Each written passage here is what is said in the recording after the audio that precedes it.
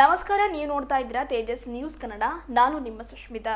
ಅಖಿಲ ಭಾರತೀಯ ರಾಷ್ಟ್ರೀಯ ಕಾಂಗ್ರೆಸ್ ಅಧ್ಯಕ್ಷರಾದ ಸನ್ಮಾನ್ಯ ಶ್ರೀ ಡಾಕ್ಟರ್ ಮಲ್ಲಿಕಾರ್ಜುನ್ ಖರ್ಗೆ ಅವರ ರಾಜಕೀಯ ಜೀವನದ ಸುವರ್ಣ ಮಹೋತ್ಸವ ಹಾಗೂ ಕಲಾಂ 371 ದಶಮಾನೋತ್ಸವ ಪ್ರಯುಕ್ತವಾಗಿ ಬೀದರ್ನ ನೆಹರು ಸ್ಟೇಡಿಯಂನಲ್ಲಿ ಬೀದರ್ ಜಿಲ್ಲಾ ಕಾಂಗ್ರೆಸ್ ಸೇರಿದಂತೆ ಬೀದರ್ ಜಿಲ್ಲಾ ಕಾಂಗ್ರೆಸ್ ಸಮಿತಿ ಸೇರಿದಂತೆ ದಲಿತ ಪರ ಸಂಘಟನೆಯವರು, ಗೊಂಡ ಸಮುದಾಯದ ಪರ ಸಂಘಟನೆಯವರು ಸೇರಿದಂತೆ ಒಂದು ಪ್ರಗತಿಪರರು, ಹಿತ ಚಿಂತಕರು, ಹಿರಿಯರು, ಮಲ್ಲಿಕಾರ್ಜುನ ಖರ್ಗೆ ಅಭಿಮಾನಿ ಬಳಗದವರು ಖರ್ಗೆ ಅವರಿಗೆ ಬೃಹತ್ ಹೂವಿನ ಮಾಲಾರ್ಪಣೆಯನ್ನು ಮಾಡುವ ಮೂಲಕ ವಿಶೇಷ ರೀತಿಯಲ್ಲಿ ಸನ್ಮಾನಿಸಿ ಗೌರವಿಸಿದರು.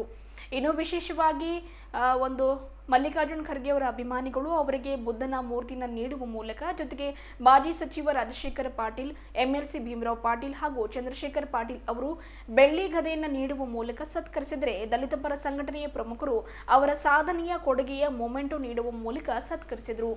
ಈ ಕುರಿತಂತೆ ಸನ್ಮಾನ ಸ್ವೀಕರಿಸಿ ಮಲ್ಲಿಕಾರ್ಜುನ ಖರ್ಗೆ ಅವರು ಮಾತನಾಡಿ, ಸಂವಿಧಾನ ಪ್ರಜಾಪ್ರಭುತ್ವ ಉಳಿಸಬೇಕಾದ್ರೆ ಅಥವಾ ಈ ಭಾಗದಿಂದ ನನಗೆ ನಿಜವಾಗಿಯೂ ಕೂಡ ನೀವುಗಳು ಗೌರವ ಸಲ್ಲಿಸುವುದೇ ಆದರೆ ಮುಂಬರುವ 2024 ಲೋಕಸಭಾ ಚುನಾವಣೆಯಲ್ಲಿ ಈ ಭಾಗದಿಂದ ನಮ್ಮ ಕಾಂಗ್ರೆಸ್ ಅಭ್ಯರ್ಥಿಯನ್ನು ಗೆಲ್ಲಿಸಿ ಎಂದರು. ಇದೇ ವೇಳೆ ಕಾರ್ಯಕ್ರಮ ಉದ್ದೇಶಿಸಿ ಸಚಿವ ಈಶ್ವರ ಖಂಡ್ರೆ ಅವರು, ರಹೀಂ ಖಾನ್ ಅವರು, ಮಾಜಿ ಸಚಿವರಾದ ರಾಜಶೇಖರ್ ಪಾಟೀಲ್ ಅವರು, ಹಿರಿಯ ಹೋರಾಟಗಾರರಾದ ಮಾವಳಿ ಚಂದ್ರಶೇಖರ್ ಹಾಗೂ ಶ್ರೀಗಳಾದ ಬೆಲ್ದಾಳ ಶರಣರು ಸೇರಿದಂತೆ ಇನ್ನಿತರರು ಮಾತನಾಡಿದರು. ಪ್ರಧಾನಿ ಮೋದಿ ಅವರು ಕಾಂಗ್ರೆಸ್ ಪಕ್ಷವನ್ನು 0 ಅಂತ ಹೇಳ್ತಾರೆ, ಆದರೆ ಕಾಂಗ್ರೆಸ್ ಹಿಂದೆಯೇ ಏಕೆ ಬಿದ್ದಿದ್ದಾರೆ? ನಮ್ಮ ಬಳಿ ಏನಾದರೂ ಶಕ್ತಿ ಇರಬೇಕಲ್ವೇ? ಇಲ್ಲದಿದ್ದರೆ ನಮ್ಮ ಹಿಂದೆ ಏಕೆ ಬೀಳ್ತಾ ಇದ್ರು ಎಂದು ಖರ್ಗೆ ಅವರು ಪ್ರಶ್ನೆ ಮಾಡಿದರು. ನೆಹರು ಸ್ಟೇಡಿಯಂನಲ್ಲಿ ಹಮ್ಮಿಕೊಳ್ಳಲಾದ ಅಭಿನಂದನಾ ಸಮಾರಂಭದಲ್ಲಿ ಸನ್ಮಾನ ಸ್ವೀಕರಿಸಿ ಮಾತನಾಡಿದ ಅವರು, ಉತ್ತಮ ಕೆಲಸ ಮಾಡಿದರೆ ಜನ ನಮ್ಮ ಹಿಂದೆ ಇದ್ದೇ ಇರ್ತಾರೆ. ಇಡಿ, ಆದಾಯ ತೆರಿಗೆ ಇಲಾಖೆ, ಸಿಬಿಐ, ಚುನಾವಣಾ ಆಯೋಗ ಸೇರಿದಂತೆ ಸರ್ಕಾರಿ ಸಂಸ್ಥೆಗಳನ್ನು ದುರ್ಬಳಕೆ ಮಾಡಿಕೊಂಡು ಅಧಿಕಾರ ನಡೆಸ್ತಾ ಇದ್ದಾರೆ. ಬಿಜೆಪಿ, ಆರ್ಎಸ್ಎಸ್ ಈ ದೇಶದಲ್ಲಿ ಮನುವಾದ ತರಲು ಪ್ರಯತ್ನವನ್ನ ಮಾಡ್ತಾ ಇದ್ದಾರೆ. ಬಸವಣ್ಣ, ನಾರಾಯಣಗುರು ಅವರ ತತ್ವಗಳ ಅನುಷ್ಠಾನಕ್ಕೆ ಬರಬೇಕು. ಡಾಕ್ಟರ್ BR ಅಂಬೇಡ್ಕರ್ ಕೊಟ್ಟಿರುವ ಸಂವಿಧಾನದ ಪ್ರಕಾರ ದೇಶ ನಡೆಯಬೇಕು. ಆದರೆ ಬಿಜೆಪಿ, ಆರ್ಎಸ್ಎಸ್ನವರಿಗೆ ಇದು ಇಷ್ಟವಿಲ್ಲ ಎಂದು ಆರೋಪ ಮಾಡಿದರು. ಸುಳ್ಳು ಹೇಳಿ ಮೋದಿ ಅಧಿಕಾರಕ್ಕೆ ಬಂದಿದ್ದಾರೆ. ಪ್ರತಿ ಸಲ ಹೊಸತು ಸುಳ್ಳು ಹೇಳ್ತಾರೆ. ಅವರೊಬ್ಬರೇ ದೇಶಭಕ್ತರು ಎಂಬಂತೆ ಬಿಂಬಿಸಿಕೊಳ್ತಾರೆ. ಮೋದಿ ಜನರನ್ನ, ಧರ್ಮವನ್ನ ಒಡೆದು ಆಳ್ತಾ ಇದೆ. ಈ ಸಲ ಅವರನ್ನ ಅಧಿಕಾರದಿಂದ ತೊಲಗಿಸಬೇಕಾಗಿದೆ ಎಂದು ಕರೆ ನೀಡಿದರು. ಮುಂದಿನ ಪೀಳಿಗೆಯನ್ನು ನಾವು ಉಳಿಸಬೇಕಾಗಿದೆ ಎಂದು ಕಳವಳ ವ್ಯಕ್ತಪಡಿಸಿದರು. ದೇಶದಲ್ಲಿ ಸುಮಾರು 30 ಲಕ್ಷ ಸರ್ಕಾರಿ ಹುದ್ದೆಗಳು ಖಾಲಿ ಇವೆ. ಅವುಗಳನ್ನು ಭರ್ತಿ ಮಾಡ್ತಾ ಇಲ್ಲ. ಒಂದು ವೇಳೆ ಅವುಗಳನ್ನು ಭರ್ತಿ ಮಾಡಿದರೆ 50% ಹುದ್ದೆಗಳಲ್ಲಿ ದಲಿತರು, ಹಿಂದುಳಿದವರು ಸೇರಿಕೊಳ್ತಾರೆ ಎಂಬ ದುರಾಲೋಚನೆ ಇದೆ ಎಂದು ಟೀಕಿಸಿದರು.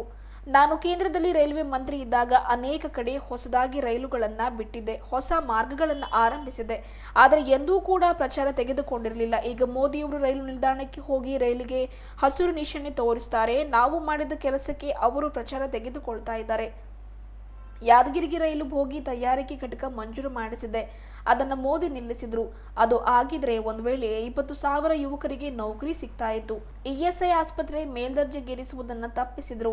ನಾನು ಮಾಡಿದ ಕೆಲಸಗಳನ್ನು ಅವರು ನಿಲ್ಲಿಸಿದ್ರು ಎಂದು ಆರೋಪ ಮಾಡಿದರು. 2024 ಚುನಾವಣೆ ಬಹಳ ಮುಖ್ಯವಾಗಿದೆ. ಹಾಗಾಗಿ ನನಗೆ ಅಭಿನಂದನೆ ಸಲ್ಲಿಸುವುದಕ್ಕಿಂತ ಈ ಒಂದು ಚುನಾವಣೆಯಲ್ಲಿ ಗೆದ್ದಾಗ ಹೆಚ್ಚು ಆನಂದವಾಗುತ್ತದೆ. ಆಗ ನನಗೆ ನಿಜವಾಗಿಯೂ ಗೌರವ ಸಲ್ಲಿಸಿದಂತಾಗುತ್ತೆ. ನಾವು ಕೆಲಸ ಮಾಡುತ್ತಾ ಹೋಗುವುದು, ನೀವುಗಳದನ್ನು ಮರೆಯುವುದು, ನಿಮ್ಮಿಂದ ಏನಾದರೂ ಪ್ರೋತ್ಸಾಹ ಸಿಗಬೇಕಲ್ಲ. ಯಾವ ತತ್ವದಲ್ಲಿ ನಂಬಿಕೆ ಇದೆಯೋ ಅದಕ್ಕೆ ಬೆಂಬಲ ಕೊಡಬೇಕು ಎಂದು ತಿಳಿಸಿದರು. ಬರುವ ಚುನಾವಣೆಯಲ್ಲಿ ಜನ ಕಾಂಗ್ರೆಸ್ ಪಕ್ಷಕ್ಕೆ ಸರ್ಕಾರ ಕೊಡಬೇಕು.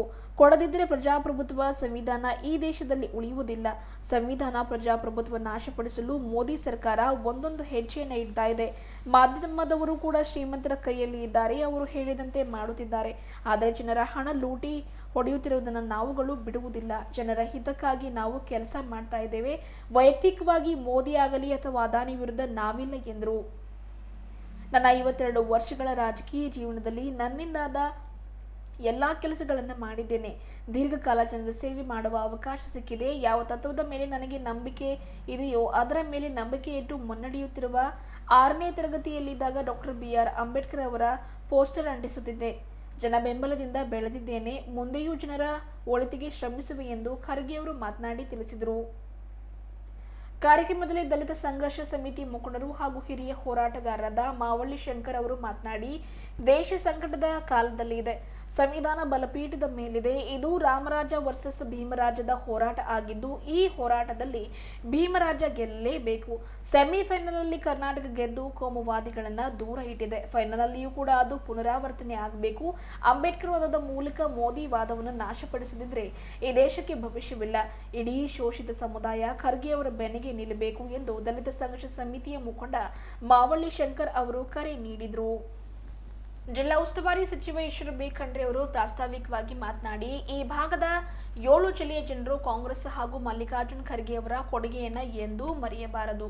ಮಲ್ಲಿಕಾರ್ಜುನ್ ಖರ್ಗೆ ಅವರು ಬಡವರ, ಶೋಷಿತವರ ಪರ ಹಾಗೂ ಈ ಭಾಗದ ಅಭಿವೃದ್ಧಿಗಾಗಿ 371J ಕಲಂ ಜಾರಿಗಾಗಿ ಹೋರಾಟ ಮಾಡಿದ ಹೆಗ್ಗಳಿಕೆಗೆ ಅವರದ್ದಾಗಿದೆ ಎಂದರು.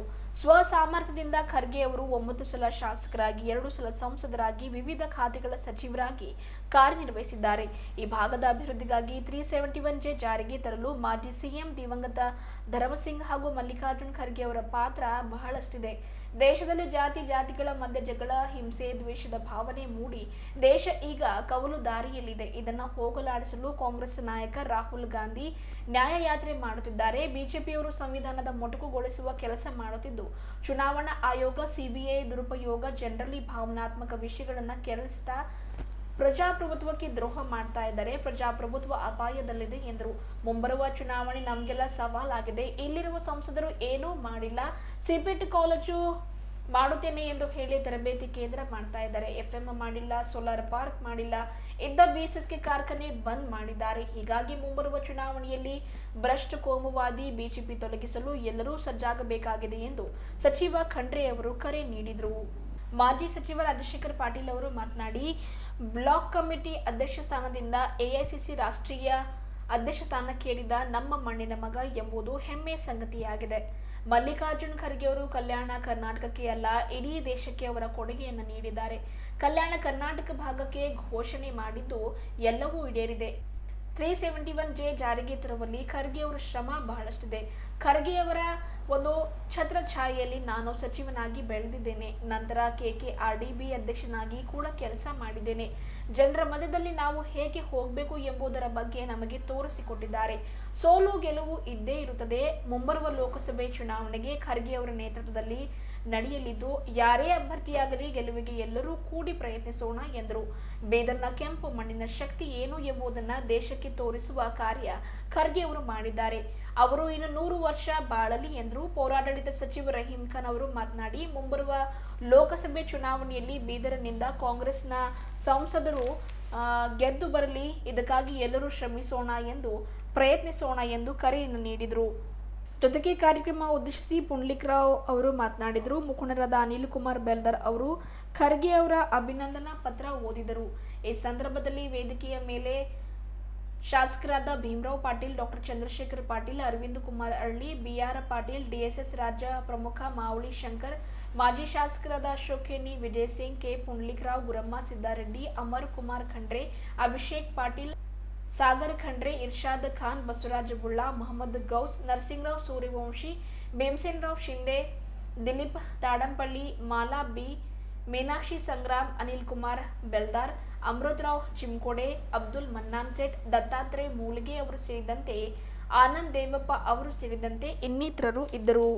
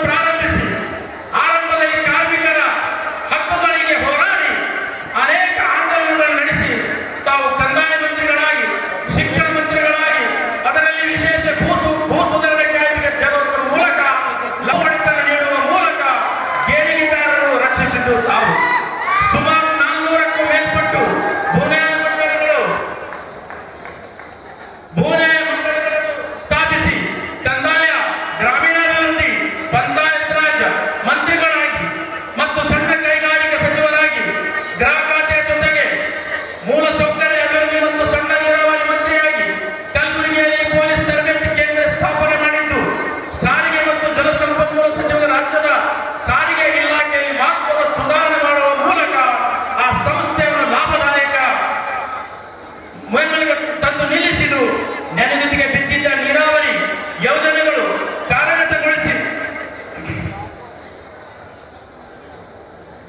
ಜಾತ್ಯತೀತ ನಿಲುವನ್ನು ಶೋಷಣೆ ರಹಿತ ರಾಷ್ಟ್ರ ನಿರ್ಮಾಣ ಮಾಡುವ ಸದಾಶಯದಿಂದ ಸಾಮಾಜಿಕ ಸಾಮರಸ್ಯ, ಧರ್ಮ ಸಹಿಷ್ಣುತೆ ಆದ್ಯತೆ ನೀಡಿ ಸದಾ ಕೋಮು ಸೌಹಾರ್ದತೆ ಮೆರೆದ ಸರ್ವ ಜನಾಂಗದ ಅಪ್ರತಿಮ ನಾಯಕರು.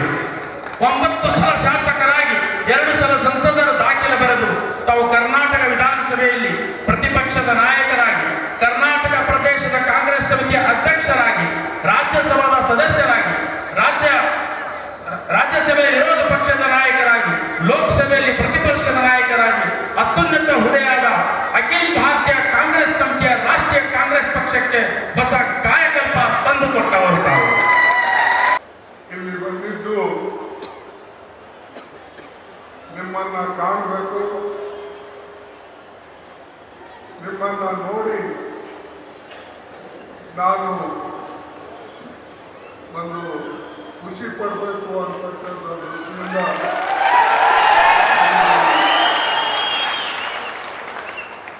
ಯಾಕಂದ್ರೆ ಬೀದರ್ ಜಿಲ್ಲೆಯಲ್ಲಿ ನಾನು ಹುಟ್ಟಿ ನನಗೆ ರಾಜಕೀಯ ಜೀವನವನ್ನು ಕೊಟ್ಟಂತ ಗುಲ್ಬರ್ಗ ಮತ್ತು ಗುಲ್ಬರ್ಗ ಜಿಲ್ಲೆ ನನಗೆ ಬಹಳ ಪ್ರೀತಿ ಇದ್ದರೂ ಕೂಡ ಬೀದರ್ಗೂ ಕೂಡ ನಾನು ಮರೆಯಲಿಲ್ಲ. ಯಾವಾಗಲೂ ಕೂಡ ಒಂದು ಕಾಲ ಇದ್ದು ಇಡೀ 4 ಜಿಲ್ಲೆ ಸೇರಿ, ಬಳ್ಳಾರಿ ಅವರು ನಮ್ಮಲ್ಲಿ ಇರಲಿಲ್ಲ, 3 ಜಿಲ್ಲೆ ಸೇರಿ ಒಂದೇ ಒಂದು ಇಂಟರ್ಮೀಡಿಯೇಟ್ ಕಾಲೇಜು ಗುಲ್ಬರ್ಗದಲ್ಲಿ. ಅಂದ್ರೆ ನಮ್ಮ ಡಿಗ್ರಿ ಕಾಲೇಜ್ ಕೂಡ ಇರಲಿಲ್ಲ. ಸ್ವಾತಂತ್ರ್ಯ ಪೂರ್ವದಲ್ಲಿ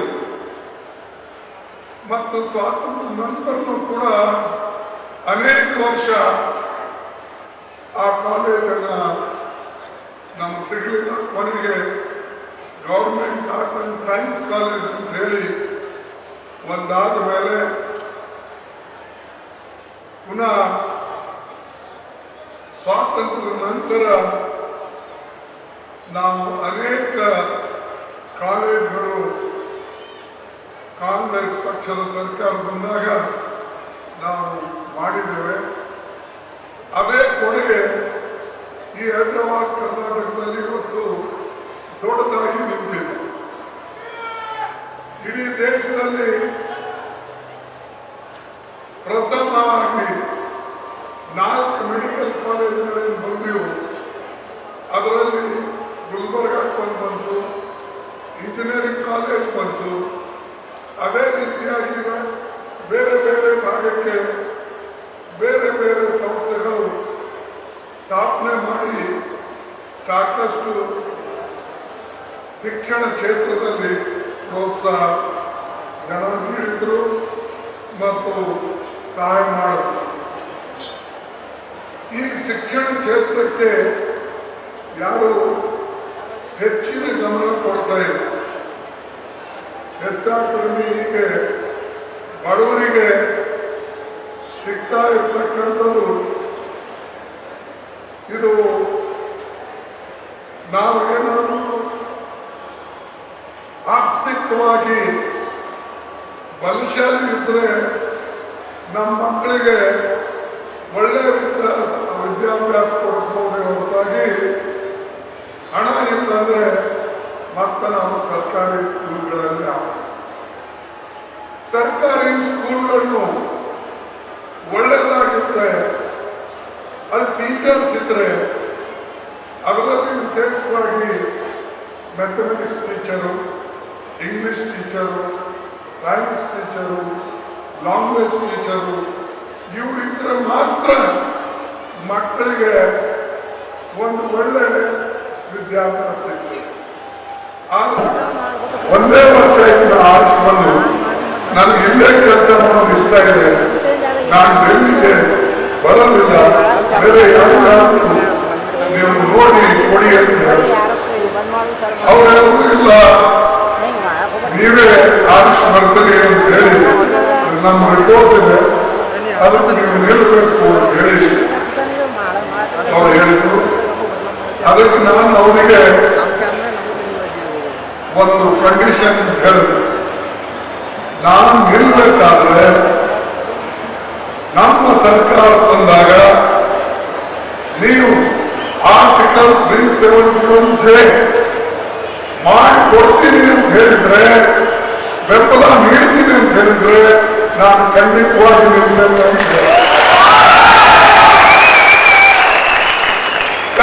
ನಾನು 8 ಕ್ಷೇತ್ರದಲ್ಲಿ ಮನೆ ತಿರುಗಬೇಕು. ಈಗಾಗಲೇ ನಾನು ಆರಿಸಿ ಬಂದಿದ್ದೀನಿ. 4 ಗಂಟೆ ಸ್ವಲ್ಪ 4 ವರ್ಷ ಇನ್ನೂ ಇದೆ. ಅದಕ್ಕೆ ನನ್ನ ಇದ್ದ ಮೇಲೆ ನಾನು ಸುಮ್ಮನೆ ಚುನಾವಣೆಗೆ ಹೋಗೋದು ಸರಿ ಇಲ್ಲ ಅಂತ ಹೇಳಿ ನಾನು ಯೋಚನೆ ಮಾಡಿ ಈ ಮಾತು ಹೇಳಿ. ಆಮೇಲೆ ಈ ಮಾತನ್ನ ಕೇಳಿದವರು ಇಲ್ಲ, ಇದು ಹೇಗೆ ಸಾಧ್ಯ, ನಮ್ದು ಅಷ್ಟೊಂದು ಮೆಜಾರಿಟಿ ಬರಬೇಕಲ್ಲ, ಇದು 2/3 ಮೆಜಾರಿಟಿ ಬೇಕು. ಅಂದ್ರೆ ಪಾರ್ಲಿಮೆಂಟ್ನಲ್ಲಿ 543 ಜನ ಇದ್ದರೆ ನಮಗೆ ಕನಿಷ್ಠ 330 ಜನ ಬೇಕು. ನಾವು 208 ಜನ ಇರಲಿಲ್ಲ, ಆವಾಗ 330 ತರಬೇಕು. ನನಗೆ ಸೋನಿಯಾ ಗಾಂಧಿ ಹೇಳಿದರು, ನೀವೆಲ್ಲರ ಜೊತೆಯಲ್ಲಿ ಮಾತಾಡಿ, ಅವರ ಫ್ಲೋರ್ ಲೀಡರ್ಸ್ ಜೊತೆಯಲ್ಲಿ ಮಾತಾಡಿ, ಆಮೇಲೆ ನಾನು ಬಂದು ಹೇಳಿದೆ. ಅವಾಗ ನಾನು ಮುಂದಿನ ಕೂಡ ಇದ್ದೆ, ಸ್ವಲ್ಪ ಆಕ್ಸೆಸ್ ಹೋಗಕ್ಕೆ ಬರುತ್ತೆ. ನಾನು ಪುನಃ ಸೋನಿಯಾ ಗಾಂಧಿ ಹೇಳೋದು, ಇಷ್ಟು ಜನ ಜೊತೆ ಮಾತಾಡಿದ್ದೀನಿ, ಇಂಥ ಒಬ್ಬರು ಜೊತೆಯಲ್ಲಿ ಮಾತಾಡೋಕೆ ಆಗ್ಲಿಲ್ಲ, ದಯವಿಟ್ಟು ನೀವು ಮಾತಾಡಿ. ಆವಾಗ ಅವ್ರು ಮಾತಾಡೋದು ದೊಡ್ಡ ಪಾರ್ಟಿಗಳಿದ್ರು, ಹೇಗೆ TMC ಪಾರ್ಟಿ ಇತ್ತು, ಮುಲಾಯಂ ಸಿಂಗ್ ಪಾರ್ಟಿ ಇತ್ತು, ಇಲ್ಲಿ ಎಂಪಿಗಳು ಜಾಸ್ತಿ ಇತ್ತು, ಆಮೇಲೆ DMK ಇತ್ತು. ಅವಾಗ ನಾನು ಅವರು ಎದುರು ಕೂತು ಎಲ್ಲ ಲೀಡರ್ಗಳಿಗೆ ಫೋನ್ ಮಾಡಿ, ನಮ್ಮ ದೈವ ಚೆನ್ನಾಗಿತ್ತು, ಹೈದರಾಬಾದ್ ಕರ್ನಾಟಕದ್ದು, ಕಲ್ಯಾಣ ಕರ್ನಾಟಕದ್ದು, ಅವರೆಲ್ಲರೂ ಆರ್ಟಿಕಲ್ 371J 9ರಿಂದ 1 ಓಟು ಹೋಗಲಾರಕ್ಕೆ ಸದನದಲ್ಲಿ ಎಷ್ಟು ಜನ 404 ಜನ ಇದ್ರು, ಎಲ್ಲರೂ ಕೂಡ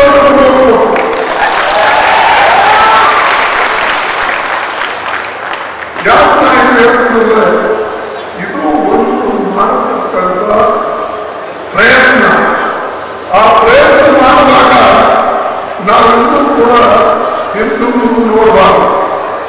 ಸತತವಾಗಿ ನೀವು ಪ್ರಯತ್ನ ಮಾಡಿದ್ರೆ ಮಾತ್ರ ಅದು ನೀವು ಪಡೆಯಬೇಕು.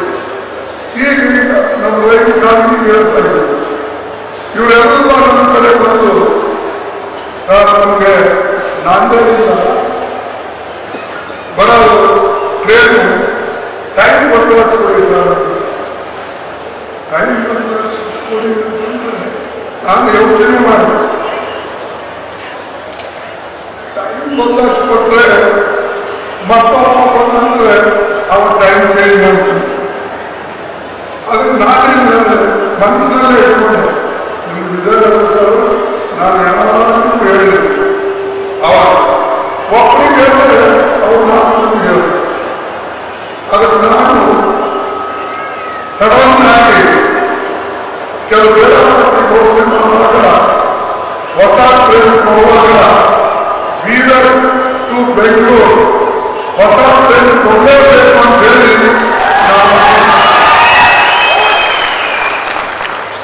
ಟೈಮ್ ಚೇಂಜ್ ಕೇಳಿದ್ರೆ ನಾವು ಹೊಸ train Bidar to Gulbarga complete ಮಾಡೋದು. ಅದೇ ರೀತಿಯಾಗಿ ಹೈದರಾಬಾದ್ನಿಂದ ಹುಬ್ಬಳ್ಳಿ ಟ್ರೈನ್ ಕೊಡೋದು, ಶೋಲಾಪುರದಿಂದ ಬೆಂಗಳೂರಿಗೆ ಟ್ರೈನ್ ಕೊಡ್ತೀವಿ. ಯಾರು ಕೇಳಿದ್ರು ನನಗೆ ಅದು ನಾವೆಲ್ಲ ಯೋಚನೆ ಮಾಡಿದ್ದು ಅದನ್ನ ಅನುಷ್ಠಾನದಲ್ಲಿ ತಂದ್ರೆ ನಾನು ಪ್ರಚಾರ ಮಾಡಿಕೊಂಡಿಲ್ಲ. ಇವತ್ತು ಸಣ್ಣ ಕೆಲಸ ಇದ್ದರೂ ಕೂಡ ಮೋದಿಯವರು ಬಹಳ ಪ್ರಚಾರ ಮಾಡ್ತಾರೆ. ಅವರು ಒಂದು ರೈಲ್ವೆ ಟ್ರೈನ್ ಬಿಡಬೇಕಾದ್ರೆ ಹರಿ ಜೆಂಡ ತೋರ್ಸಕ್ಕೆ, ಹಸಿರು ಜೆಂಡ ತೋರ್ಸಕ್ಕೆ ರೈಲ್ವೆ ಸ್ಟೇಷನ್ ಅವರೇ ಹೋಗ್ತಾರೆ. ನೀವು ನೋಡಿರ್ಬೇಕು ಮಾಡ್ತಾರೆ. ಇದು ನಮ್ಮಲ್ಲಿ ವಾಡಿಯಿಂದ ಗದಗ, ವಾಡಿಯಿಂದ ಗದಗ 2,200 ಕೋಟಿ ರೂಪಾಯಿ ಪ್ರಾಜೆಕ್ಟ್. ಅದಕ್ಕೆ ಉದ್ಘಾಟನೆ ಪ್ರಾರಂಭ ಮಾಡತಕ್ಕಂಥದ್ದು ಸಿದ್ದರಾಮಯ್ಯ ಅವರು ಮುಖ್ಯಮಂತ್ರಿ ಇದ್ರು, ಇವರೆಲ್ಲ ಮಂತ್ರಿಗಳಾಗಿದ್ರು. ಆವಾಗ ನಾವು ಡೇಟ್ ಫಿಕ್ಸ್ ಮಾಡಿದೆ. ನಮ್ಮ ರೈಲ್ವೆ ವತಿಯಿಂದ ಫಿಕ್ಸ್ ಮಾಡಿದಾಗ ಅದರ ಅದೇ ದಿವಸ ಕ್ಯಾಬಿನೆಟ್ ಮೀಟಿಂಗ್ ಬಂತು. ಕ್ಯಾಬಿನೆಟ್ ಮೀಟಿಂಗ್ ಬಂದ್ಮೇಲೆ ನಾನು ಕ್ಯಾಬಿನೆಟ್ ಹೋಗಲು ಏನು ರೈಲ್ವೆ ಫಂಕ್ಷನ್ ಹೋಗಲು ಅಂತಕ್ಕಂಥ ಯೋಚನೆ ಮಾಡಿ. ಯಾಕಂದ್ರೆ ಆ ರೈಲ್ವೆ ಫಂಕ್ಷನ್ದಲ್ಲಿ ಕ್ಯಾಬಿನೆಟ್ನಲ್ಲಿ ಕೋಲಾರಕ್ಕೆ ಒಂದು ಫ್ಯಾಕ್ಟ್ರಿ ಮಾಡಬೇಕು ಅಂತಕ್ಕಂಥ ಪ್ರಪೋಸಲ್ ಇತ್ತು.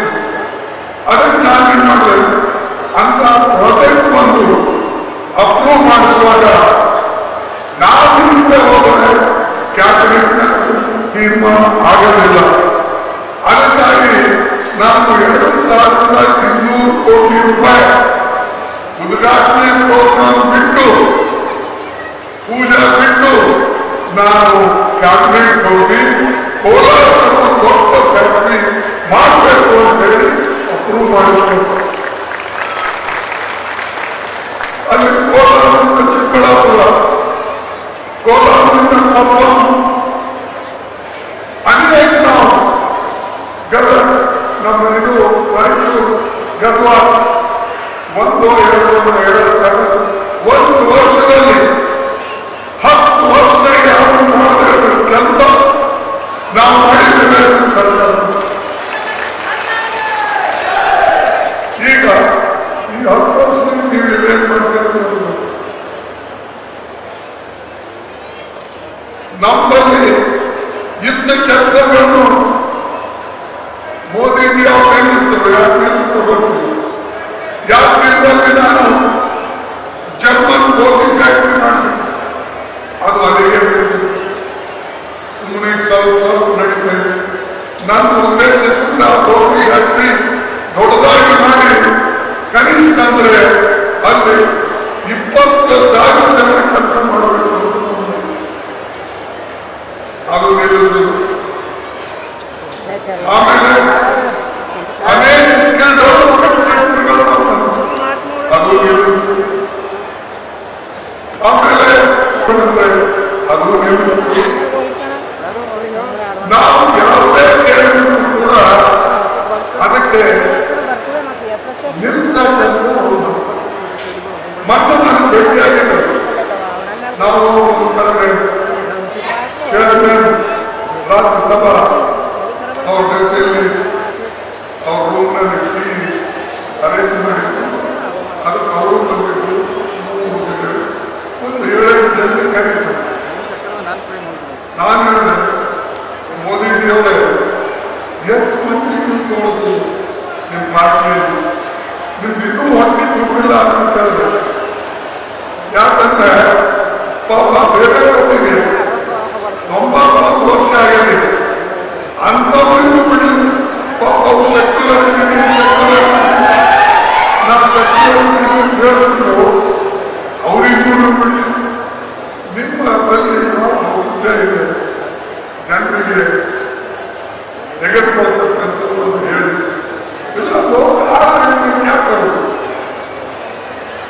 ना इधर कैसे आते हैं? अरे तुम्हारे पास गोलियां है, कौन सी गोली? ईडी की गोली, इनकम टैक्स की गोली, सीबीसी की गोली और लोगों को बर्बाद करने की गोली है। इसीलिए लोग डरते हैं। आगे जन अಷ್ಟೊಂದು ನೀವು ಒಂದ್ಸಾರಿ ಅವ್ರಿಗೆ ಗೊತ್ತು ಮಾಡಬಹುದು, ಎರಡನೇ ಸಲ ಮಾಡಬಹುದು, ಮೂರನೇ ಸಲ ಸಾಧಿಸಿಲ್ಲ. ಜನ ನೋಡ್ತಾರೆ, ಒಂದೆರಡು ಸಲ ನೋಡಿದ್ಮೇಲೆ ಕೊನೆಗೆ ಅವರು ತನ್ನ ಏನ್ ಮಾಡಬೇಕು ತೀರ್ಮಾನ ಮಾಡ್ತಾರೆ.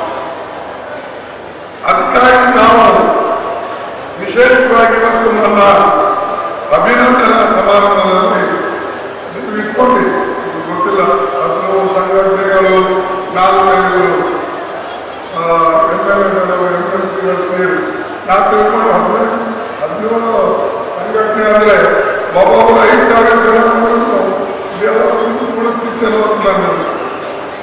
ಸುಮಾರು 1 ಲಕ್ಷ ಜನ ಆಗುತ್ತೆ. ಅಥವಾ MLA ಎಲ್ಲ ಮಾಡಿದ್ರೆ ನನಗೆ ಒಂದು 2 ಲಕ್ಷ ಜನ ತುಂಬೋದು. ಬಟ್ ನಾನು ಅಂದ್ರೆ ಹೇಗೆ ನಾವೆಷ್ಟೇ ಪ್ರಯತ್ನ ಮಾಡಿದ್ರು ಜನರ ಮನಸ್ಸನ್ನ ಒಲಿಸಕ್ಕಾಗಲ್ಲ. ಹೇಳೋದು ಚೆನ್ನಾಗಿರ್ತದೆ, ನಾವು ಇಷ್ಟು ಸೇರಿಸ್ತೇವೆ, ಅಷ್ಟು ಸೇರಿಸ್ತೇವೆ, ನೀವು ಬರ್ರಿ, ಈಗ ನಾನು ಬಂದೆ ಇಲ್ಲಿಗೆ ಸಂತೋಷ, ನೀವು ಇಷ್ಟೊಂದು ಮಾಡಿರಿ, ಇದು ಸಂತೋಷ. ನಿಮ್ಗೆಲ್ಲರಿಗೆ ನಾ ಧನ್ಯವಾದ ಕೊಡ್ತೇನೆ. 17 ಸಂಘಟನೆಗಳಿಗೂ, ಈಶ್ವರ್ ಖಂಡ್ರೆ ಸೇರಿದರು, ಎಲ್ಲರೂ MLAಗಳು, ರೈಟ್ ಕಾನೂನು, ಎಲ್ಲ DCC ಪ್ರೆಸಿಡೆಂಟು, ಎಲ್ಲರಿಗೂ ಕೂಡ ನಾನು ನನ್ನ ಹಾರ್ದಿಕ ಅಭಿನಂದನೆಗಳನ್ನು ಸಲ್ಲಿಸುತ್ತೇನೆ. ಆದರೆ ನಮ್ಮ ಮುಂದೆ 2024 ಗುರಿ ಬಹಳ ದೊಡ್ಡದು. ನನಗೆ ಕರೆಸಿ ಇವತ್ತು ಅಭಿನಂದನಾ ಸಮಾರಂಭ ಮಾಡ್ತಾ ಇದ್ರು. ಅದು ನಮಗೆ ಯಾವಾಗ ಸಾಧ್ಯವೇ? ನನ್ನ ಆರ್ಟಿಕಲ್ 371 ಯಾವಾಗ ಮಾನ್ಯತೆ ಕೊಟ್ಟಿದ್ದಾರೆ? ಬರ್ತಕ್ಕಂಥ 2024 ಚುನಾವಣೆ ನೀವು ಜೈಬೇರಿ ಹೊಡೆದು ಬಂದರೆ ಅದು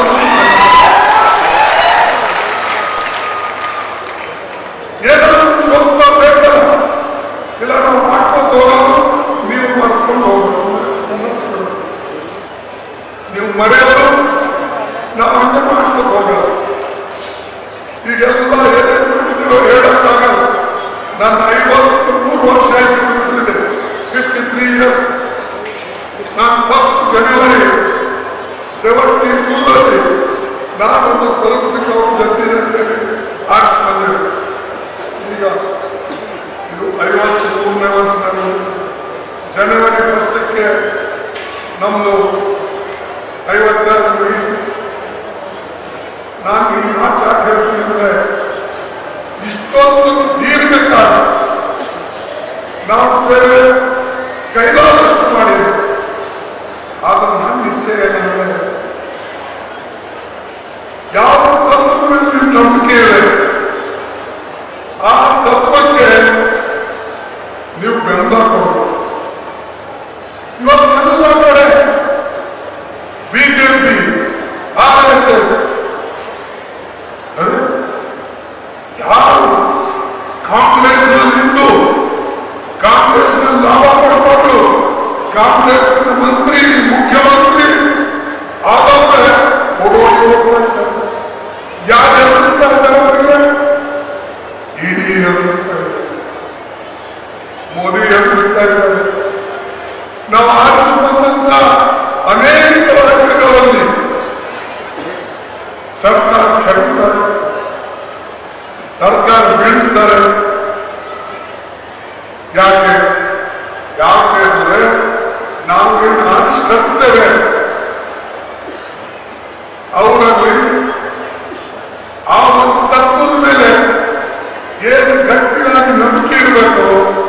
ನಂಬಿಕೆ ಇಲ್ಲದೇ ಕಾರಣ ನಾವು ಅನೇಕ ಕಡೆ ಸರ್ಕಾರ ಕಳ್ಕೊಂಡಿದ್ದೇವೆ. ಕರ್ನಾಟಕ ಕಳ್ಕೊಂಡಿದ್ದೇವೆ, ಮಧ್ಯಪ್ರದೇಶ ಕಳ್ಕೊಂಡೇವೆ, ಆಮೇಲೆ ಮಣಿಪುರ ಕಳ್ಕೊಂಡೇವೆ, ಗೋವಾ ಕಳ್ಕೊಂಡೇವೆ, ಇವೆಲ್ಲ ಕಳ್ಕೊಂಡೇವೆ. ಕೆಲವು ಜನ ಅವರು ಕೆಲವು ಜನ ದುಡ್ಡಿನ ಆಸೆಗೆ, ಕೆಲವು ಜನ ಅಧಿಕಾರ ಆಸೆಗೆ, ಕೆಲವು ಜನ ನನಗೆ ಆಗಲ್ಲಪ್ಪ ಅಂತ ಹೇಳ. ಅದೇ 30-40 ವರ್ಷ ನಿಮ್ಗೆ ಅವ್ರಿಗೆ ಆಗ್ತಿತ್ತು. ಕಾಂಗ್ರೆಸ್ ಇವತ್ತಾಗಲ್ಲ ಅಂದ್ರೆ ಧೈರ್ಯ ಇಲ್ಲ. ಯಾವ ನಂತರ ಧೈರ್ಯ ಇರಲಿಲ್ಲ, ಯಾವ ಮನುಷ್ಯ ಧೈರ್ಯದಿಂದ ನಡ್ಕೊಳ್ಳೋದಿಲ್ಲ ಅವ ಮಂದಿ ಎಂದು ಕೂಡ ಉದ್ಧಾರ ಆಗಲಿಲ್ಲ, ಆ ಸಮಾಜ ಉದ್ಧಾರ. ನಾವು ತಿಳ್ಕೊಳ್ಬೇಕು. ಅನೇಕ ಸಾರಿ ಮಾತುಗಳು ಬಂದಾಗ ನಾನು ಪಾರ್ಲಿಮೆಂಟ್ನಲ್ಲಿ ಹೇಳ್ತೀನಿ, ಕಲಿಸ್ಕೊಡ್ಬೇಕಾಗಿಲ್ಲ. ನಾನು 6ನೇ 7ನೇ ವಿದ್ಯಾಲಯದಲ್ಲಿದ್ದಾಗ ಅಂಬೇಡ್ಕರ್ ಜಯಂತಿ ಫೋಟೋಗಳು ಹಂಚಿದ್ರು. ಎಲೆಕ್ಷನ್ ಬಂದ್ರೆ ಇದು ಹಿಟ್ಟು ಕುದಿಸಿ ಅದನ್ನ ಬಾಡಿ ಹಚ್ಚಿ ಪೋಸ್ಟರ್ಗಳು ಹಚ್ಚಿದ್ರು. ಅಂತ ಕೆಲಸ ಮಾಡಿ ರಾಜಕೀಯದಲ್ಲಿ ಇಲ್ಲಿವರೆಗೆ ನಾನು ಉಳಿದಿದ್ದೇನೆ. ಅದು ನಿಮ್ಮ ಜನರ ಆಶೀರ್ವಾದ. ಜನ ಇಲ್ಲಂದ್ರೆ ಲೀಡರ್ ಯಾವೂ ಇಲ್ಲ, ಜನ ಇದ್ರೆ ಲೀಡರ್. ನೀವೆಂತ ದೊಡ್ಡ ಲೀಡರ್ಗೆ ಇಟ್ಕೊಳ್ಳಿ, ಜನರನ್ನು ಇಲ್ಲದೆ ಹೋದರೆ ಅವನು ಎಲ್ಲೂ ಲೀಡರ್ ಆಗಕ್ಕೆ ಸಾಧ್ಯ. ಅದಕ್ಕಾಗಿ ನಾನು ನಿಮಗೆ ಹೇಳ್ತೀನಿ, ದಯವಿಟ್ಟು ನೀವು ಗಟ್ಟಿಯಾಗಿದೆ. ನಾವು ಕೊನೆಯ ಹಂತದಲ್ಲಿದ್ದೇವೆ. ಎಲ್ಲಿ ಬೆಂಗಳೂರು ಮೈಸೂರು ಲೆಕ್ಕ ಹಾಕೊಂಡ್ರೆ ನಾವು ಬೀದರ್ ಈ ಕಡೆ ತಗೊಂಡ್ರೆ ಅವ್ರ ತಲೆ ಮೇಲೆ ಇರ್ತೇವೆ, ಆ ಕಡೆ ನೀವು ಬಂದ್ರೆ ಅವ್ರ ಕೆಳಗಿರ್ತೇವೆ. ಅದಕ್ಕೆ ನಾವು ಯಾವಾಗಲೂ ಕೂಡ ಜನರನ್ನ ಗಟ್ಟಿಯಾಗಿಟ್ಕೊಂಡು ಅವ್ರ ತತ್ವಕ್ಕೆ, ನಮ್ಮ ತತ್ವಕ್ಕೆ ಅವರನ್ನು ಒಪ್ಪಿಸಿ ಒಳಗಡೆ ಕೊಡತಕ್ಕಂಥದ್ದು ಮಾಡಬೇಕು. ನಾನು ಒಂದು ಮಾತು ಹೇಳ್ತೀನಿ, ಈ ಜಗಳ ಬಿಡಬೇಕು. ನಾನು ನೋಡ್ತೀನಿ ನಾನು ಸುಮ್ಮನೆ ನಿಂತ್ರೆ ನಾವು ಹಬ್ಬ ಹಾಕೋದು. ಈ ಫೋಟೋ ತಗೊಂಡೇನು ಮಾಡ್ತೀರಪ್ಪ, ನಿಮ್ಮ ಹೃದಯದಲ್ಲಿ ನಿಮ್ಮ ಹೃದಯದಲ್ಲಿ ಜನ್ಮ ಫೋಟೋ ಕೆಲಸ ಮಾಡೋದು ಒಂದು ನೆನೆಸ್ಕೊಳ್ತಕ್ಕಂಥ ಇದ್ರೆ ಅದು ಎಲ್ಲರಿಗೂ ಒಳ್ಳೆಯದು. ಅದಕ್ಕೆ ನಿಮಗೆ ಇವತ್ತು ವಿಶೇಷವಾಗಿ ನಾನು ಹೇಳ್ತಕ್ಕಂಥದ್ದು, ನಾನು ನಿನ್ನೆ ಅಮೇಠಿಯಲ್ಲಿದ್ದೆ, ರಾಹುಲ್ ಗಾಂಧಿಗಳಲ್ಲಿದ್ದು ನಾನು ಅವರು ಮತಕ್ಷೇತ್ರಕ್ಕೆ, ಅಂದರೆ ಹಿಂದಿನ ಮತಕ್ಷೇತ್ರಕ್ಕೆ ನನಗೆ ಕರೆದಾಗ ನಾನು ಹೋಗಿದ್ದೆ. ಅಲ್ಲಿ ಭಾರತ್ ಜೋಡೋ ನ್ಯಾಯಾಲಯ ಅದರಲ್ಲಿ ಅವರು ಬಹಳ ದಿವಸ ಕನ್ಯಾಕುಮಾರಿಯಿಂದ ಕಾಶ್ಮೀರವರೆಗೆ, ಈಗ ಮಣಿಪುರದಿಂದ ಇಲ್ಲಿವರೆಗೆ ಅವರು ನಡ್ಕೊಂಡು ಬರ್ತಾ ಇದ್ದಾರೆ. ನಾನು ಅವರ ಮತಕ್ಷೇತ್ರಕ್ಕೆ ಹೋಗಿ ಅವರಿಗೆ ಅಭಿನಂದಿಸಬೇಕು ಅಂತ ಹೋಗಿದ್ದೆ. ನನಗೆ ಭೇಟಿಯಾಗಿ ಆದರೆ ಏನಾಯಿತು, ನನ್ನ ರಾತ್ರಿ ಸ್ವಲ್ಪ ರಾತ್ರಿ ಆಯಿತು, ನನ್ನ ಬೆಳಗ್ಗೆ ಏನಿದೆ ಅಲ್ಲಿ ಆದ್ಮೇಲೆ ನಾನು ನಿನ್ನೆ ರಾತ್ರಿ ಲಕ್ನೋ ಹೋಗಿ ಲಕ್ನೋದಿಂದ ಸ್ಪೆಷಲ್ ಫ್ಲೈಟ್ ಬಂದಿದ್ದೆ. ಬೆಂಗಳೂರು ಇಳಿದು ಅಲ್ಲಿಂದ ಒಂದು ಅಂದರೆ ಒಂದು ಅರ್ಧ ತಾಸು ತಪ್ಪಿಗಾಗಿ ನಾನು 4 ತಾಸು ಕಾರಣಕ್ಕೆ ಬರಬೇಕಾಯಿತು. ಇದು ನಮ್ಮ ಅಮೇಠಿಯಿಂದ ಲಕ್ನೋವರೆಗೆ. ಆಮೇಲೆ ಇವತ್ತು ಇಲ್ಲಿ ಬರಲೇಬೇಕಾಗಿ, ಯಾಕಂದ್ರೆ ನೀವು ಒಂದು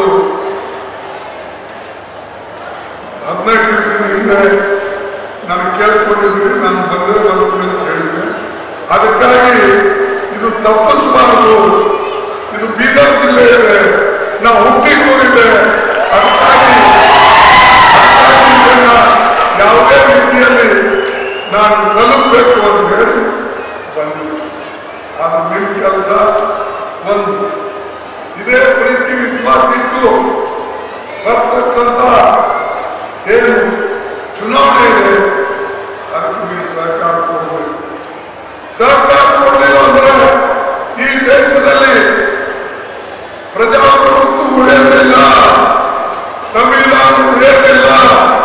ಸಂವಿಧಾನ ಉಳಿಬೇಕು ಅಂತ ನೀವು ಇಚ್ಛೆ ಇದ್ರೆ, ಪ್ರಜಾಪ್ರಭುತ್ವ ಉಳಿಬೇಕು ಅಂತ ನೀವು ಇಚ್ಛೆ ಇದ್ರೆ ಕಾಂಗ್ರೆಸ್ಗೆ ನೀವು ಬೆಂಬಲ ಕೊಡಲೇಬೇಕು. ಇದು ಯಾರಿಗೂ ಖರ್ಗೆ ಅವರಿಗೆ ಕೊಡೋದಲ್ಲ, ಖಂಡ್ರೆ ಅವರಿಗೆ ಕೊಡೋದಲ್ಲ, ರಾಜಶೇಖರ್ ಕೊಡೋದಲ್ಲ, ಸಾಹೇಬ್ ಕೊಡ್ತಾರೆ. ಇದು ನಿಮ್ಮ ಮಗುವಿಗಾಗಿ. ನಿಮ್ಮ ಮಗು ಎಲ್ಲರಿದೆ, ಸಂವಿಧಾನದಲ್ಲಿದೆ, ಪ್ರಜಾಪ್ರಭುತ್ವದಲ್ಲಿದೆ. ಇದನ್ನ ನಾಶ ಮಾಡಬೇಕು. ಈ ಸಂವಿಧಾನವನ್ನ ಕಿರ್ಚು ತಿರ್ಚು ಮಾಡಿ ತೆಗಿಬೇಕು ಅಂತ ಹೇಳಿ ಒಂದೊಂದಾಗಿ ಮೋದಿ ಸರ್ಕಾರ ಇವತ್ತಿನ ದಿವಸ ಆ ಕೆಲಸ ಮಾಡ್ತಾರೆ. ಪ್ರಜಾಪ್ರಭುತ್ವ ಸಂಸ್ಥೆಗಳು ಸಂವಿಧಾನ ಪ್ರಕಾರ ನಡ್ಕೊಂಡು ಬರ್ತಕ್ಕಂಥ ಸಂಸ್ಥೆಗಳು, ಅದು ಎಲೆಕ್ಷನ್ ಕಮಿಟಿನೇ ಇರ್ಬೋದು, ಎಲೆಕ್ಷನ್ ಕಮಿಷನ್ ಇರ್ಬೋದು, ಅಥವಾ ನಮ್ಮ ಇನ್ಕಮ್ ಟ್ಯಾಕ್ಸ್ ಡಿಪಾರ್ಟ್ಮೆಂಟ್ ಇರ್ಬೋದು, ಇಡಿ ಇರ್ಬೋದು, ಇವಕ್ಕೆಲ್ಲರೂ ಕೂಡ ಕಂಟ್ರೋಲ್ ಯಾರು ಮಾಡ್ತಾ ಇದ್ದಾರೆ?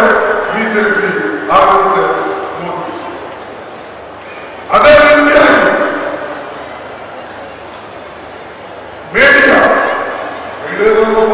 ಬಂದ್ರೆ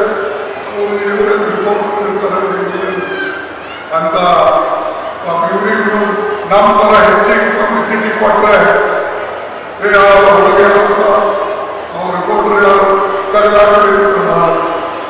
ಇವರು ಮಾಡೋದು ಕಂಪ್ಲೀಟ್ ಶ್ರೀಮಂತರ ಕೈಯಲ್ಲೇ ಇದ್ದಾರೆ. ಶ್ರೀಮಂತರು ಏನು ಹೇಳ್ತಾರೋ ಅದೇ ಮಾಡ್ತಾರೆ. ಈಗ ಒಂದೊಂದು ಮೀಡಿಯಾ ಟಿವಿ ಒಬ್ಬನೇ ಮಾಡಿ 18 ನ್ಯೂಸ್ ಅದಕ್ಕೂ ಒಬ್ಬನೇ ಮಾಡಿ ಮಹೋತ್ಸವ ನೀವೆಲ್ಲ ನೋಡಿದಿರಿ. ಇವತ್ತು ಖರ್ಗೆಜಿಯವರು ಕಲಬುರಗಿ ಜಿಲ್ಲೆಯವರ ಕಾರ್ಯಕ್ಷೇತ್ರ ಆಗಿದ್ರು. ಅವರು ಹುಟ್ಟಿದ್ದು ಬೀದರ್ ಜಿಲ್ಲೆ, ಅದರಲ್ಲಿ ನನ್ನ ವಿಧಾನಸಭಾ ಕ್ಷೇತ್ರ ಬಾಲ್ಕಿ ತಾಲೂಕಿನ ಹೊರಟ್ಟಿ ಗ್ರಾಮದಲ್ಲಿ ಜನ್ಮ ತಾಳಿ ಇವತ್ತು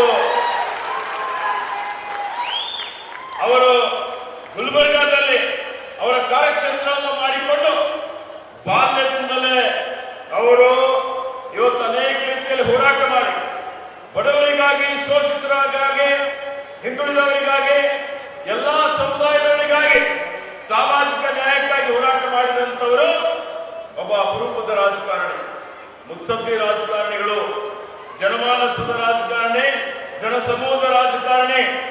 ಇವತ್ತು ಅವರು ಕಾಂಗ್ರೆಸ್ ಪಕ್ಷದಲ್ಲಿ ಸೇರ್ಪಡೆಯಾಗಿ ಏನು ಹಂತ ಹಂತವಾಗಿ ಅವರು ತಮ್ಮ ಸ್ವಯಂ ಬಲದಿಂದ, ಸ್ವಸಾಮರ್ಥ್ಯದಿಂದ 72ರಲ್ಲಿ ಏನೋ ಶಾಸಕರಾಗಿ ಇವತ್ತು ಯಾವ ರೀತಿಯಲ್ಲಿ ಸೋಲಿಲ್ಲದ ಸರ್ದಾರ್ ಆಗಿ 9 ಸಲ ವಿಧಾನಸಭೆಯಲ್ಲಿ ಗೆಲುವನ್ನು ಸಾಧಿಸಿ ಕಾಂಗ್ರೆಸ್ ಪಕ್ಷ ಅಧಿಕಾರದಲ್ಲಿದ್ದಂತಹ ಸಂದರ್ಭದಲ್ಲಿ ಇವತ್ತು ಶಿಕ್ಷಣ ಇಲಾಖೆಯಲ್ಲಿ ಸಚಿವರಾಗಿ, ಕಂದಾಯ ಇಲಾಖೆಯಲ್ಲಿ ಸಚಿವರಾಗಿ, ಇವತ್ತು ಗ್ರಾಮೀಣ ಮತ್ತು ಪಂಚಾಯತ್ ರಾಜ್ ಇಲಾಖೆಯಲ್ಲಿ ಸಚಿವರಾಗಿ, ಸಣ್ಣ ನೀರಾವರಿ ಇಲಾಖೆ ಇರ್ಬೋದು, ಇವತ್ತು ಸಾರಿಗೆ ಇಲಾಖೆ ಇರ್ಬೋದು, ಮೂಲಭೂತ ಸೌಕರ್ಯ ಇಲಾಖೆ ಇರ್ಬೋದು, ಜಲಸಂಪನ್ಮೂಲ ಇಲಾಖೆ ಇರ್ಬೋದು, ಇಲ್ಲಿರುವಂತಹ ಗೃಹ ಇಲಾಖೆ ಇರ್ಬೋದು, ಯಾವುದೇ ಖಾತೆಗಳನ್ನು ಕೊಟ್ಟಿದ್ರು ಅತ್ಯಂತ ಸಮರ್ಥವಾಗಿ ಆ ಖಾತೆಯನ್ನು ನಿಭಾಯಿಸಿ ಈ ರಾಜ್ಯದ ಒಂದು ಕ್ಷೇತ್ರದ ಅಷ್ಟೇ ಇಲ್ಲ, ಇಡೀ ರಾಜ್ಯದ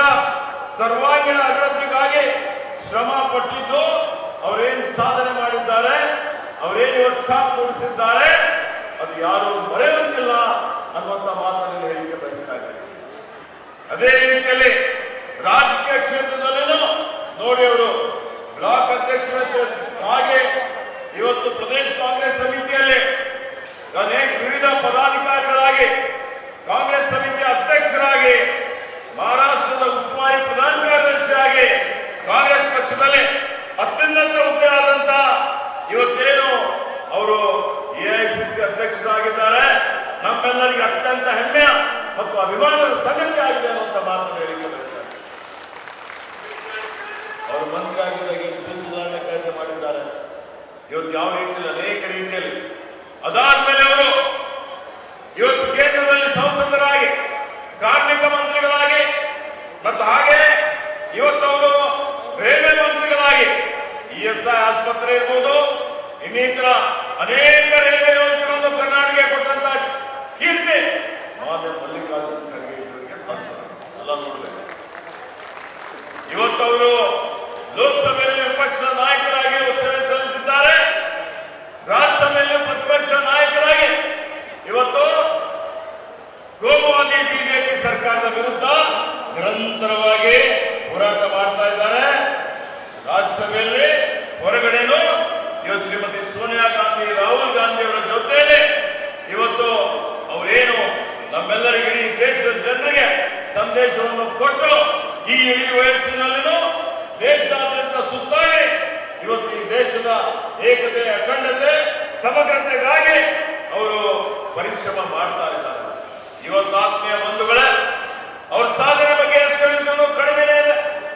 ಎಲ್ಲಕ್ಕಿಂತ ವಿಶಿಷ್ಟ ಸಾಧನೆ ಇವತ್ತು 50 ವರ್ಷದ ರಾಜಕೀಯ ಸುದೀರ್ಘ ಜೀವನದ ಜೊತೆಯಲ್ಲಿ ಅವರೇನಿವತ್ತು ನಮ್ಮ ಭಾಗಕ್ಕೆ, ಕಲ್ಯಾಣ ಕರ್ನಾಟಕಕ್ಕೆ ಏನ್ ವಿಶೇಷ ಸ್ಥಾನಮಾನ ಸಿಗಬೇಕು ಅಂತ ಬಹಳ ಬೇಡಿಕೆ ನಮ್ಮೆಲ್ಲರ ಹಿರಿಯರು ಈ ಭಾಗದಲ್ಲಿ ಅನೇಕ ಜನ ಮುತ್ಸದ್ದಿ ರಾಜಕಾರಣಿಗಳು ನಮ್ಮ ತಂದೆಯವರನ್ನು, ಭೀಮಣ್ಣ ಖಂಡ್ರೆಯವರನ್ನು ಸೇರಿಸಿಕೊಂಡು ಈ ಭಾಗ ಬಹಳ ಅಸಮಾನತೆ ಇದೆ, ಇದು ಹೋಗಲಾಡಿಸಬೇಕು, ವಿಶೇಷ ಸ್ಥಾನಮಾನ ಕೊಡಬೇಕು ಅಂತ ಬೇಡಿಕೆ ಇದ್ರು ಏನು ಆಗ್ತಾ ಇದ್ದಿಲ್ಲ. ಆದ್ರೆ ನಿಮ್ಮೆಲ್ಲರಿಗೆ ಗೊತ್ತಿದೆ, ಹಿಂದೆ ಬಿಜೆಪಿ ಸರ್ಕಾರ ಕೇಂದ್ರದಲ್ಲಿ ಇದ್ದಂತಹ ಸಂದರ್ಭದಲ್ಲಿ ಎಸ್.ಎಂ. ಕೃಷ್ಣರವರು ಮುಖ್ಯಮಂತ್ರಿ ಆಗಿದ್ರು. ಅವರಿದ್ದಾಗ ಅವಿರೋಧವಾಗಿ ಒಂದು ಪ್ರಸ್ತಾವನೆ ಕೇಂದ್ರಕ್ಕೆ ಸಲ್ಲಿಸಿ ನಮ್ಮ ಭಾಗಕ್ಕೆ ವಿಶೇಷ ಸ್ಥಾನಮಾನ 371ರಲ್ಲಿ ತಿದ್ದುಪಡಿ ತಂದು ಕೊಡಬೇಕು ಅಂತ ಕೇಳಿದಾಗ ಅಂದಿನ ಎನ್ಡಿಎ ಸರ್ಕಾರ, ಇವತ್ತು ಬಿಜೆಪಿ ಸರ್ಕಾರ ಅದನ್ನು ತಿರಸ್ಕಾರ ಮಾಡಿತ್ತು. ಅವರು ತಿರಸ್ಕಾರ ಮಾಡಿ ನಮ್ಗೆ ಕೊಡ್ಲಿಕ್ಕೆ ಆಗೋದಿಲ್ಲ ಅಂತ ಹೇಳಿ ವಾಜಪೇಯಿ ಅವರ ಸರ್ಕಾರದಲ್ಲಿ ಇವತ್ತು ಎಲ್.ಕೆ. ಅಡ್ವಾಣಿ ಅವರು ಪತ್ರ ಬರೆದಿದ್ರು. ಆದರೆ ಮಾನ್ಯ ಖರ್ಗೆ ಅವರು ಇವತ್ತು ಅವರು ಸಂಸದರಾದ ಮೇಲೆ, ಕೇಂದ್ರದಲ್ಲಿ ಮಂತ್ರಿ ಆದ ಮೇಲೆ ಶ್ರೀಮತಿ ಸೋನಿಯಾ ಗಾಂಧಿ ಅವರಿಗೆ, ಮನಮೋಹನ್ ಸಿಂಗ್ ಅವರಿಗೆ ಮನದಟ್ಟು ಮಾಡಿಕೊಟ್ಟು ಲೋಕಸಭೆಯಲ್ಲಿ ಎಲ್ಲಾ ಪಕ್ಷಗಳ ಒಂದು ಸಹಕಾರ ತೆಗೆದುಕೊಂಡು 371 ತಿದ್ದುಪಡಿ ತಂದು ಇವತ್ತೇನು ಶಿಕ್ಷಣದಲ್ಲಿ, ಉದ್ಯೋಗದಲ್ಲಿ ವಿಶೇಷ ಅನುದಾನ ನಮಗೆ ಸಿಗ್ತಾ ಇದೆ, ಅದಕ್ಕೆ ಯಾರಾದ್ರೂ ಕಾರಣಕರ್ತರಿದ್ರೆ ಅದು ಮಾನ್ಯ ಮಲ್ಲಿಕಾರ್ಜುನ ಖರ್ಗೆ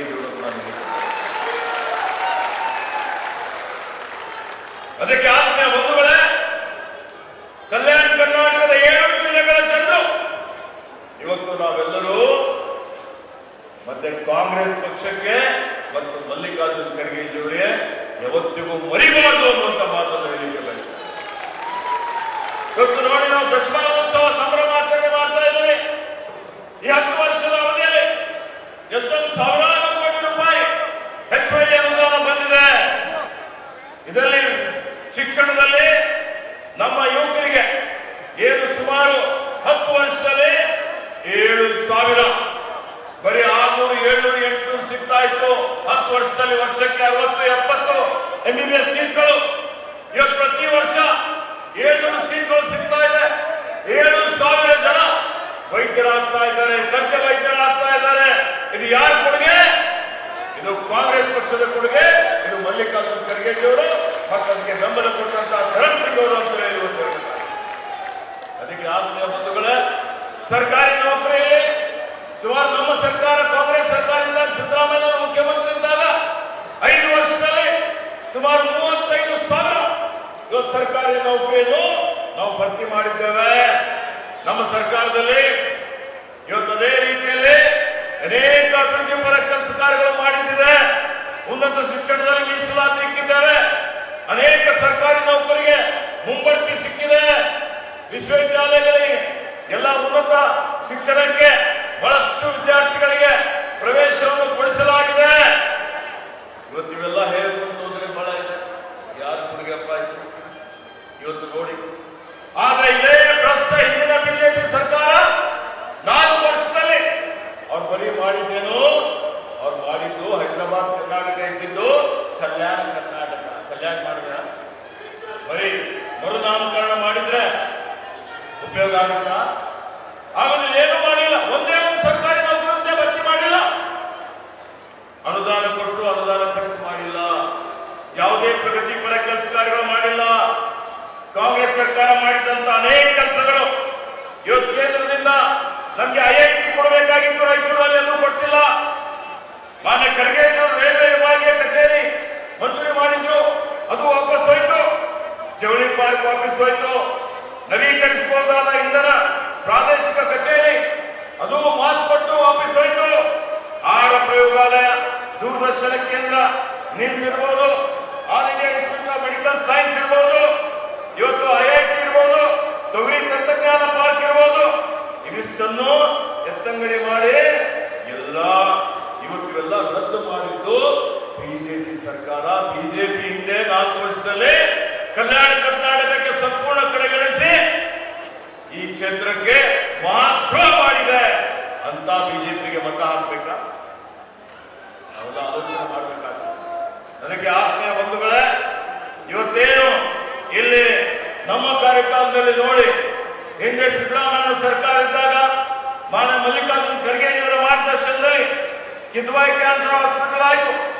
ಇಲ್ಲೇ ಮಾನ್ಯ BR ಪಾಟೀಲ್ ಸಾಹೇಬರು ಕೂತಿದ್ದಾರೆ, ನೋಡಿಲ್ಲ, ಅದನ್ನು ತಗೊಳ್ಳಿಕ್ಕಾಗಲಿಲ್ಲ.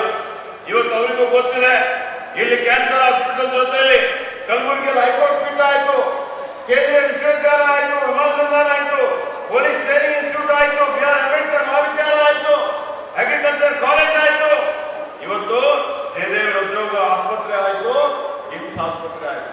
ಅನೇಕ ರೀತಿಯ ಅಭಿವೃದ್ಧಿ ಪರ ಕೆಲಸ ನಡೆದು ಮತ್ತೆ ಈಗ ಈ ವರ್ಷ, ಹೋದ ವರ್ಷ ನಮ್ಮ ಸರ್ಕಾರ ಬಂದ ಮೇಲೆ 9 ತಿಂಗಳಲ್ಲಿ 3,000 ಕೋಟಿ ರೂಪಾಯಿ ಕಲ್ಯಾಣ ಕರ್ನಾಟಕಕ್ಕೆ ಅನುದಾನ ಕೊಟ್ಟು ಅವೆಲ್ಲ ಕಾಮಗಾರಿಗಳನ್ನು ನಾವು ಪ್ರಾರಂಭ ಮಾಡಿದ್ದಾರೆ.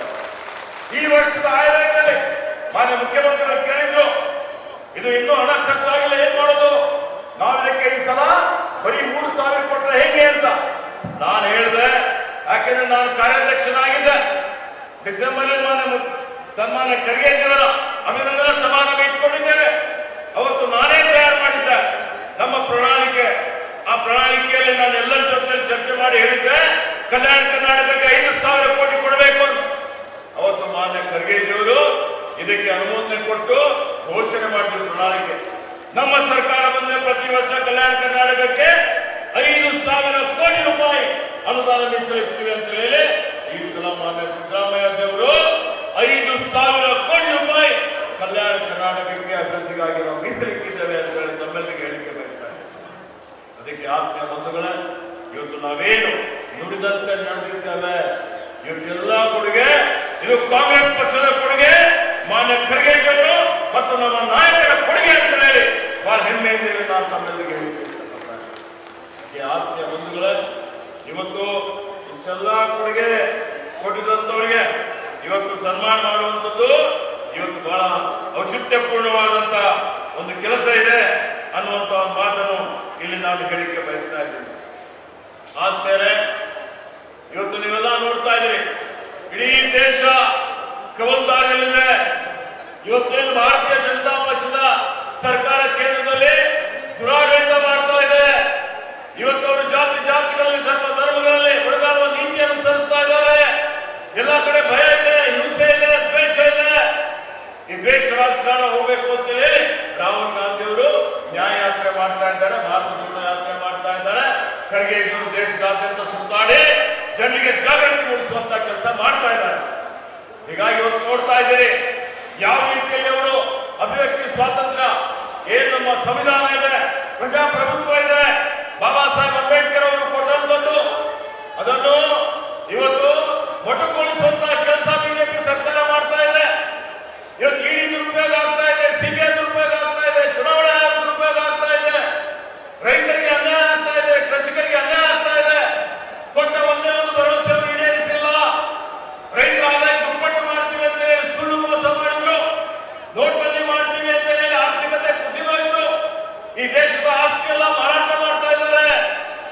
ಇವತ್ತೇನು ಉದ್ಯೋಗ ಕೊಡ್ತೀನಿ ಅಂತ ಯುವಕರಿಗೆ ಹೇಳಿದ್ರು 2 ಕೋಟಿ, ಇಂದು ಉದ್ಯೋಗ ಪ್ರಸಿದ್ಧಗೊಂಡು ಯುವಕರು ದಾರಿ ತಪ್ಪಿ ಹೋಗ್ತಾ ಇದ್ದಾರೆ.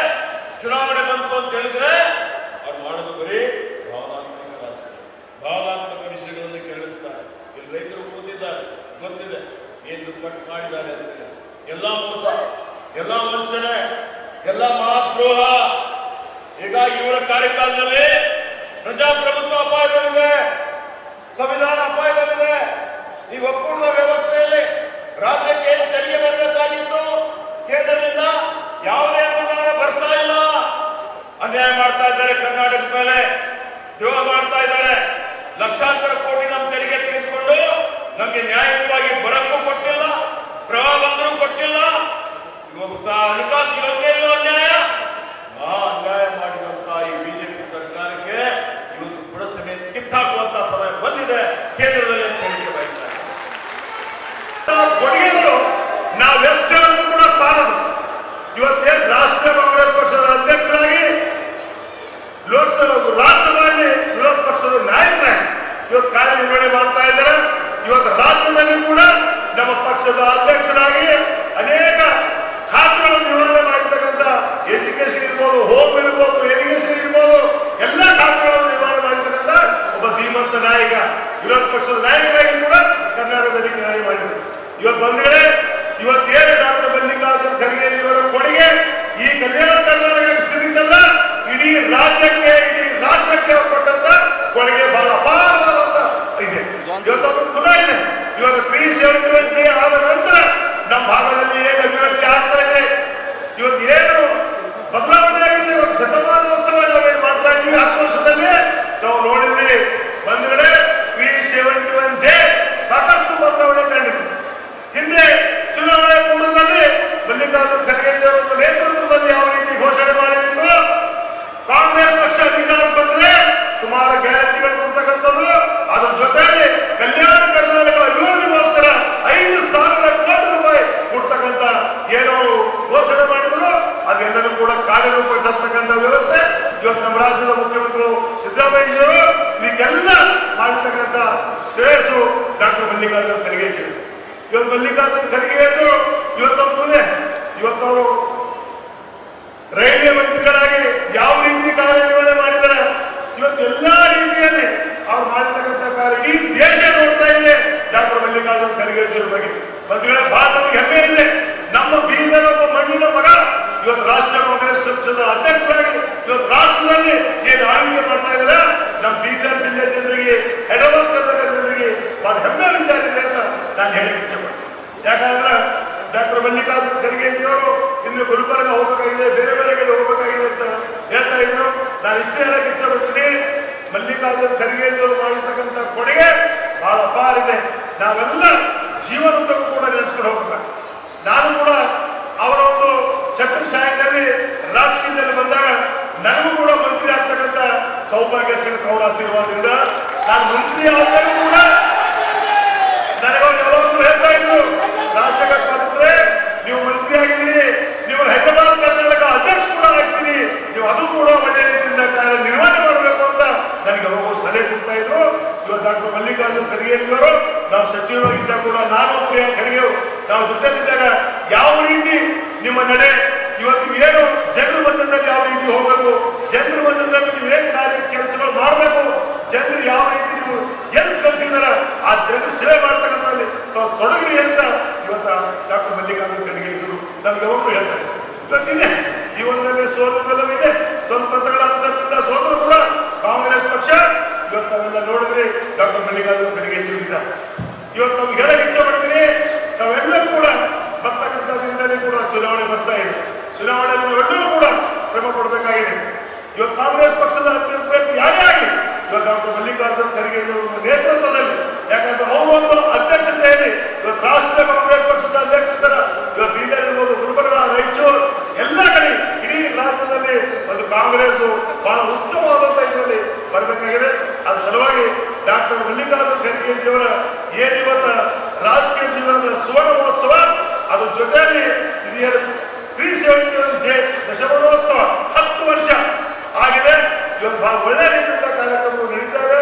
ನಿಮ್ಮೆಲ್ಲರ ಪರವಾಗಿ ಡಾಕ್ಟರ್ ಮಲ್ಲಿಕಾರ್ಜುನ ಖರ್ಗೆ ಅವರಿಗೆ ಕೋಟಿ ಕೋಟಿ ನನ್ನ ಅಭಿನಂದನೆಗಳು ಸಲ್ಲಿಸಿ ನಾನು 4 ಮಾತಿಗೆ ವಿರಾಮ ಕೊಡ್ತೀನಿ.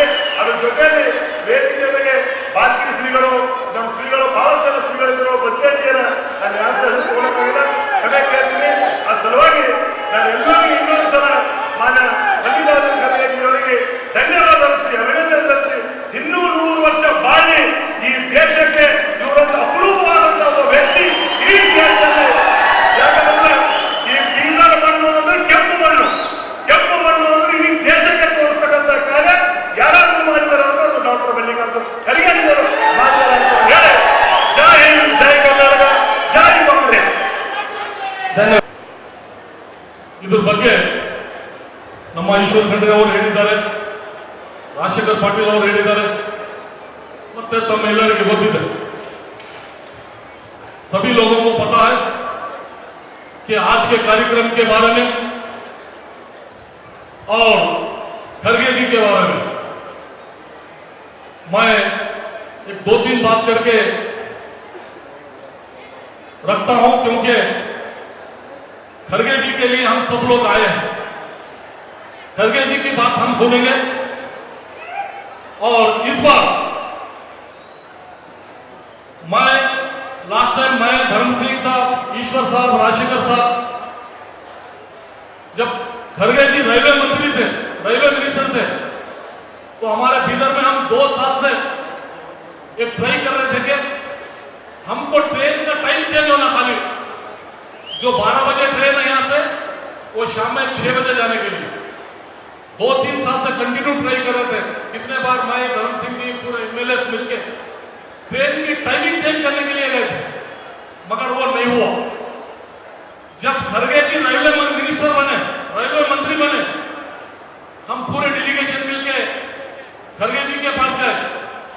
सर हम 2-3 साल से ट्राई कर रहे हैं, हमको ट्रेन का टाइम चेंज कर दो बोल के. बाद में खरगे साहब बोले, या तुमको ट्रेन का टाइम चेंज होना है, मैं तुमको नया ट्रेन ही दे दो बोल के. आज बेंगलुरु को जाने वाला हर व्यक्ति याद रखना चाहिए कि हम ट्रेन का टाइम पूछने गए तो हमको नया ट्रेन मिल गया. इस तरह से बहुत है. गुलबर्गे में ले लो, medical college, hospital, ESI, central university, इस तरह से सभी चीजें लिए गए. और गरीबों की धड़कन है खरगे जी, क्योंकि एएसी अध्यक्ष, कांग्रेस पार्टी के अध्यक्ष ऑल इंडिया, उनको मिलना तो छोड़ो, देखना मुश्किल होता है.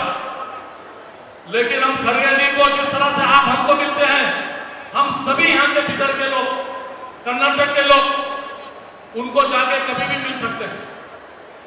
इतना बड़ा पोस्ट आप लोगों की दुआओं की वजह से मिला है. और इस बार